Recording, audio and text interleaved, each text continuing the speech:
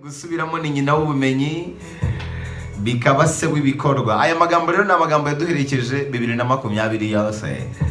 Nubwo uyu mwaka utatubereye mwiza 100% nk'uko bye twabyifuzaga, ariko byibuze aya magambo yo yabanye natwe, yaratuyoboye, tugendana nayo, aratuyobora. Aya rero ni amagambo twagendeho 2020 yose. Nkabibutsa ko ubuzima bumeze nko kugendera muri taxi itwara abagenzi. Wowe waba wayiteze cyangwa utayiteze, taxi ntabwo bizayibuza gukomeza ingendo zayo. Ibi ni nko kukwibutsa ko waba uriho cyangwa utariho, ubuzima ntibizabubuza gukomeza kubaho ku bandi. Isi nta muhe dufitiye, ubuzima nta muhe budufitiye. N'ikimenyimenyi iyo utariho, isi irakomeza ikabaho, n'ubuzima bugakomeza bukabaho ku bandi. Niyo mpamvu rero igihe cyose ugihumeka, igihe cyose ukiriho, shakisha uburyo ubaho kandi ubeho neza. Shakisha uburyo ubaho kandi ubeho neza, kubera ko isi nta muhe dufitiye, n'ubuzima nta muhe budufitiye. Ubuzima iyo ubutakaje burakomeza ku bandi, igihe uyigitakaje kirakomeza ku bandi. Niyo mpamvu ugomba kubyaza umusaruro ubuzima ufite, ukabwishimamo. Hanyuma guhangana n'isi ni umukino utazigera utsinda. Twize yuko burya isi uhangana nayo wisekera. Guhangana n'ubuzima wazinze umunya nta kintu byakumarira. Isi uhangana nayo wisekera. Hari umufilozofe ugeze kuvuga ngo umurwanyi wa nyawe ni wa murwanyi urwana aseka. N'ubuzima nuko dukwiye kurwana nabwo. Guhangana n'isi ni umukino utazigera utsinda, ariko ntibikakubuze gusaza imigeri. Kudasaza imigeri nabyo byaba ari ubundi buswa, ariko ntiwibagirwe kuzirikana ko guhangana n'isi n'umugina umukino utazigera utsinda. Isi izahora ishaka kudushyira hasi, icyo ukora ni ukubyuka ugakomeza urugendo mpaka igihe imbaraga zawe zizarangirira kuri iyi si, ugashyiramo umwuka, cyangwa se mpaka igihe umunsi wawe wa nyuma nyine uzagera. Uwo munsi niba wageze, ubwo isi izaba igushoboye, uzagenda, abandi bakomeza ubuzima. Niyo mpamvu igihe cyose ukiriho rero shakisha uburyo ubaho kandi ubeho neza. Hanyuma uko wiyeretse isi nibyo bikugarukira, bimeze nko kwireba mu ndorerwamo. Burya ubuzima bumeze nka nyiramubande, ibyo utanze nibyo bikugarukira. Ubuzima iyo bworoheje buroroha, iyo bukomeje bugakomera. Iri naryo ni ijambo twagendeyeho muri 2020. Hanyuma iyo ubonye byanze, ubuzima ni bugufi ku buryo nta mpamvu n'imwe utahindura paje. Murambaho urugero kuri iri jambo. Niba akazi ukora nta mafaranga kaguha, nta byishimo kaguha, ukaba utanakubakiramo izina, nta mpamvu n'imwe utahindura paje, kubera ko ubuzima ni bugufi.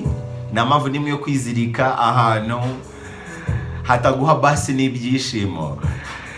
Ahantu ntihaguha amafaranga ariko nta nubwo uhanezerewemo, wenda tuvuge turi kubakiramo izina. Hanyuma ujye ubaho ubuzima bushingiye ku kuri. Iyo ushaka ubuzima bwawe butabamo imivurungano, ubaho ubuzima bushingiye ku kuri. Iri naryo ni ijambo ryaduherekeje muri 2020. Ukanazirikana kuko byasobana kose ugomba kwisekera, aba ari ikibazo cy'igihe, igihe kigeze kirabisobanura. Iri jambo ni njyewe warivuze. Hari abantu bajya bahora bambaza bati uzatubwira amagambo nawe wagiye uvuga. Uko byasobana kose ujye wisekera, aba ari ikibazo cy'igihe, igihe kizabisobanura. Burya ibintu byose bisobanura kubera igihe, bikanasobanuka kubera igihe. Irindi jambo twagendeho muri 2020 nuko igitonyanga gitobora ibuye atari imbaraga gikoresheje, ahubwo ni uguhozaho. Burya guhozaho ni rwo rufunguzo. Ikintu cyose gihozaho, ntugacike intege, kubera ko n'igitonyanga gitobora ibuye atari imbaraga, ahubwo ari uguhozaho. Ni uguhozaho. Uzagaye umuntu wahagaze, ntuzagaye umuntu ukomeje urugendo. Burya umuntu wese ukomeje urugendo, kabone nubwo yaba agenda gahoro, azagerayo. Hanyuma hazamuka hose burya haba hanamanuka, kimwe nuko n'ahamanuka hose haba hanazamuka. Uko uzamuka mu ntera ujye wiyoroshya kurushaho, kubera ko iyo uri kuzamuka hari abo mu bisikana bamanuka, hari n'abo usize hasi. Iyo wiyemerera ukiremereza, urabizi ikintu kiremereye ukuntu kimanuka, kirahuruduka nta nubwo kimanuka gusa, ariko ikintu cyoroshye iyo kimanutse kimanuka neza. Babandi mwabisikanye na babandi wasize hasi barakuramira iyo wiyoroheje uzamuka. Uko uzamuka mu ntera, uko utera imbere mu buzima, uko ukura mu myaka, ujye wiyoroshya kurushaho. Hanyuma unazirikane ko mu bantu bose harimo abantu bose, abakugira neza n'abakugirira nabi. Hari n'irindi jambo mpora mbabwira ngo uriyibona nk'ingegera ashobora kuzaba ari ukurerera, uriyibona gusekera ashobora no kutazanakuririra. Hanyuma uri usuzugura ashobora ko rivuga ijambo rya nyuma mu rubanza rwawe.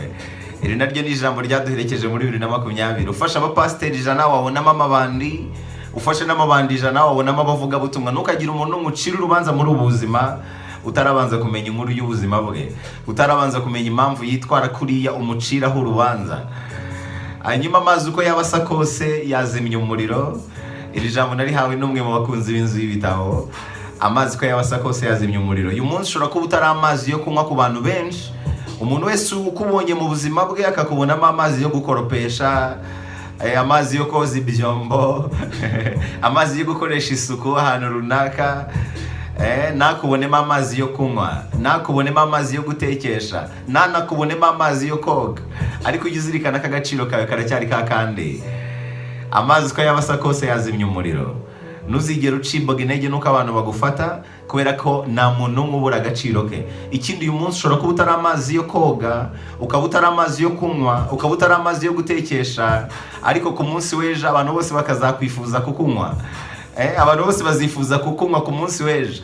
Uyu munsi ushobora kuba uri amazi yo gukoropesha, yego, imbere y'abantu benshi, ariko ndakubwiza ko uri mu cyumweru kimwe abantu bose bashobora kwifuza kukunywa. N'amazi aratunganywa, aragenda agatunganywa, agashyirwa mu ruganda, akongerwamo imiti, agahinduka amazi yo kunywa. Ya mazi yo gukoropesha ashobora guhinduka amazi yo kunywa. Ni ikintu kigaragaza yuko rero amazi uko yaba asa kose yazimya umuriro. Uretse yuko nubwo ataba afite akamaro ako kanya, wenda mu buryo bumwe cyangwa ubundi bitewe n'icyo ushaka kuyakoresha, mu kindi gihe ayo mazi yatunganyijwe ashobora kuba ingirakamaro ku bantu bose.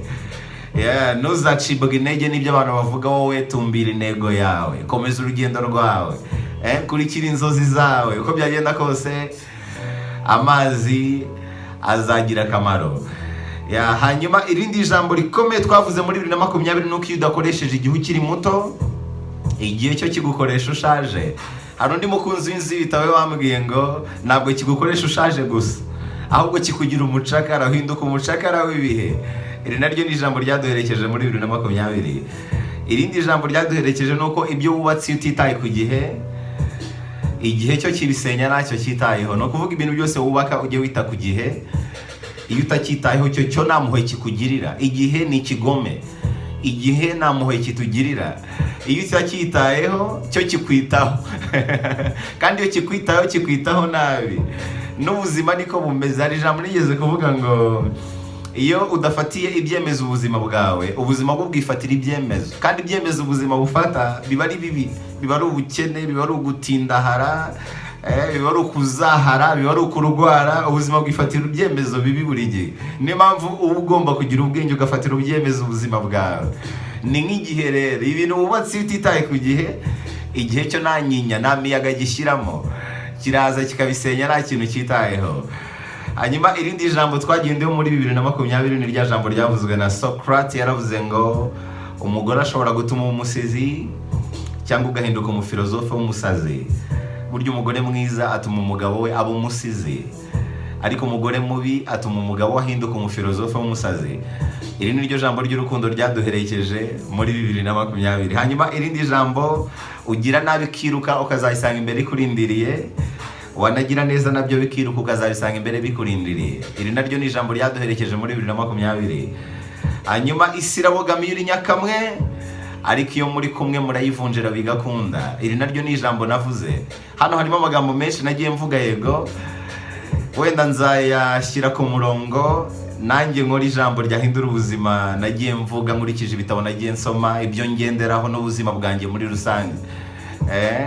Hari abantu benshi bagenda banyandikira babyifuza, rwose ndabibamenyesha, ariko menshi muri aya ngaya mvuga nangira ikiganiro harimo ayo nagiye mvuga. Nk'iri ngiri, isi irabogamiye iri nyakamwe, ariko iyo muri kumwe murayivunjira. Niyo mpamvu uyu munsi ushobora kuba ubona isi ibogamye kuri wowe, isi itari feya kuri wowe, ariko ucunze neza ushobora gusanga ari uko wigize nyakamwe. Uramutse wihuje n'abandi bantu mushobora kuba mwakora ibintu bikomeye.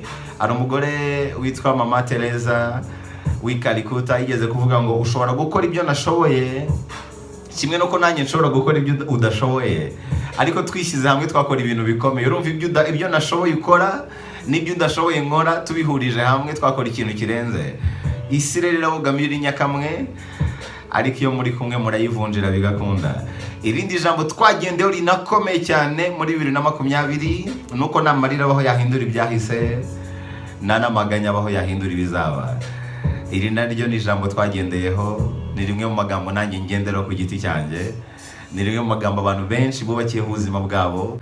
Warira ingunguru zingahe z'amarira ngo abantu bari basobanuye byose mu buzima bwawe wabuze bagaruke? Warira amarira angana iki ngo ibyo wahombye bigaruke? Ntayo.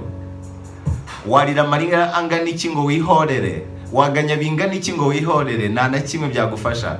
Kurira ikintu bikora no guhungabanya umutuzo w'uyu munsi, hanyuma amaganya ikintu akora no guhungabanya ibyishimo by'uyu munsi.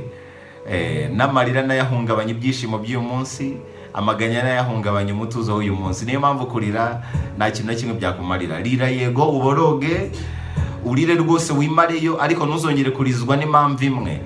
Rira birangire, urugendo rukomeze, ko kurira nabyo biraruhura ku rundi ruhande, ariko ntugahore mu marira, ntugahore mu maganya. Ibyo ngibyo bigeraho bikamera nko kunywa inzoga, kugenda uzinywa cyane ni kugenda ugira inyota kurushaho.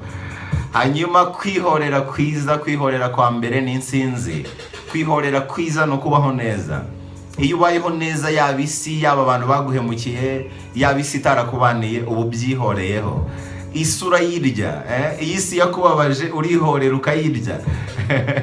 Ukishimisha abantu ukayirya kabisa, bya bindi bavuga ngo ni ukurya isi. Uko niko kwihorera ku isi, nawe ubundi guhangana nayo ni umukino utazigera utsinda. N'abantu rero burya umwanzi wawe mubabaze utamukomerekeje. Munyureho uri mu modoka ya hatari, akureba avuga ati uriya muntu naramurwangije none reba urwego agezeho. Urabona urwego ibintu bimaze kugeraho. Uko niko kwihorera kwiza no kubaho neza. Hanyuma abantu benshi bamenya bashaje ko ibyishimo ari amahitamo. Iri naryo ni ijambo ryatuyoboye muri 2020. Iyo umenye ko kwishima ari amahitamo, uhitamo kwishima waba utunze cyangwa udatunze. Uhitamo kunyurwa n'ibyo ufite ukanezezwa nabyo. Uhitamo kunyurwa na buri munsi wose udategereje iminsi mikuru gusa. Uhitamo kwishimira buri segonda ryose ry'ubuzima bwawe, buri kuka kose gaca mu mazuru yawe urakishimira, kubera ko wamenye ko kwishima ari amahitamo. Ntabwo buri kintu cyatuma userebura na kimwe, no kuba ukiriho ugihumeka biba bihagije. Ikindi iyo usubije amaso inyuma, ni wabura umuntu uri hanyuma yawe mu mibereho. Uko waba ubayeho kose, ni wabura umuntu uri hanyuma yawe. Nubwo waba ari wowe wa nyuma, hari undi uri hanyuma yawe. Uri hanyuma yawe nuriya wapfuye. Nuriya wapfuye nawe hari undi uri hanyuma ye wapfuye nabi. Nuriya wapfuye nabi hari undi uri hanyuma ye wapfanye ibyago, cyangwa se wasize ibyago byinshi. Uko byagenda kose hari umuntu uri hanyuma yawe. Niyo mpamvu rero hari ibintu byinshi byo kwishimira kuri iyi si. Buri munsi wose ni special, buri munsi wose ni umugisha, buri munsi wose ni umunsi mukuru kuri njyewe. Nawe rero buri munsi wose ugira umunsi mukuru. Aya magambo rero nifuje kuyakora kugira ngo n'abakunzi b'inzu y'ibitabo, abakunzi ba Dash TV badukurikira kuri YouTube, nze kuza kuyashyiraho bayabone. Hari abantu bayanyishyuza bambwira bati hari amagambo heraho buri gihe ko narayabona ari hehe. Nahisemo rero kuyakora uyu munsi. Niba warakoze subscribe kuri Dash TV, iri jambo ndibuze kuri kugezaho ni rimwe mu magambo yatuyoboye muri 2020 yose. Aho uri hose ku isi, aho nkurikira hose uri ku isi, iri jambo ndari gutuye. Uyu mwaka 2020 nawe iri jambo usozanye naryo, ni nkuko 2021 tuzatangirana irindi. Agatongo ndashimira buri muntu wese wakoze subscribe kuri Dash TV. Ubu ngubu twujuje aba subscribers 100,000. Aya mashyi yose ni ayanyu. Aba subscribers 100,000 kabisa. Aya mashyi yose ni ay'umuntu wakoze subscribe kuri Dash TV. Imana iguha umugisha utagabanyije.